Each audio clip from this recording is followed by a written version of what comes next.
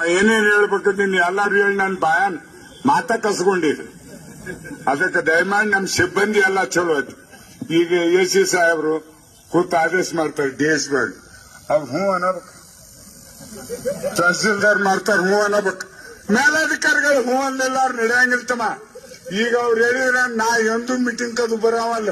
ಮುಂಜಾನೆ ಫೋನ್ ಮಾಡಿದ್ರು ಗುಂಡಿಗೆ ಸಹಿಸಲಪ್ಪ ಬಾ ಅನ್ನೋ ಅಂಜಿ ಓಡಿ ಬಂದ ನಾಳೆ ಎದರಾಗ ನನ್ ಶಿಕ್ಷಾರ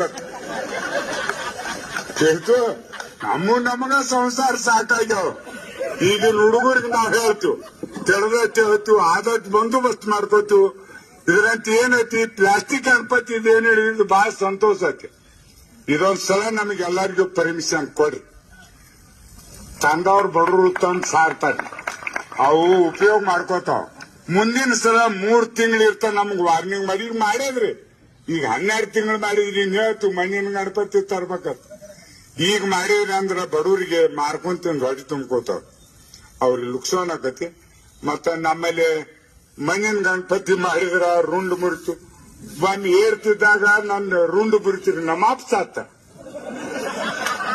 ಹೌದ್ರಿ, 5ನೇ ಇದ್ದಾಗ ಕೈ ಹಾರ್ತ ನನ್ನ ಕಾರ್ ಗಾಡಿ ಕೂಡ್ಸಾಗ ಎಕ್ಸ್ಟೆಂಟ್ ಆತ. ಗಣಪತಿ ಎಲ್ಲಿದ ರುಂಡ ತಂದ ಹೆಚ್ಚು ಅವ್ನ ಗಣಪತಿ ಮಾಡ್ಯಾರ ಕೆಟ್ಟ ಅಲ್ಲ, ಆದ್ರೆ ಅವನ್ ಸಂಶಯ ಕಾಡಕತೈತಿ ನಮಗ. ಈ ಪ್ಲಾಸ್ಟಿಕ್ ಮಾಡ್ಯಾರಲ್ಲ ಹೆಗಲ್ ಮೇಲೆ ಇಟ್ಕೊಂಡ್ ಕುಣಿದ್ರು ಅವ್ನು ಮುರಿಯಂಗಿಲ್ಲ. ಈ ಮಣ್ಣಿದ ಕೈ ಅದು ಮುರಿತಾರ, ತೊಂದ್ರೆ ಎಟ್ಟಾಕತ್ರಿ.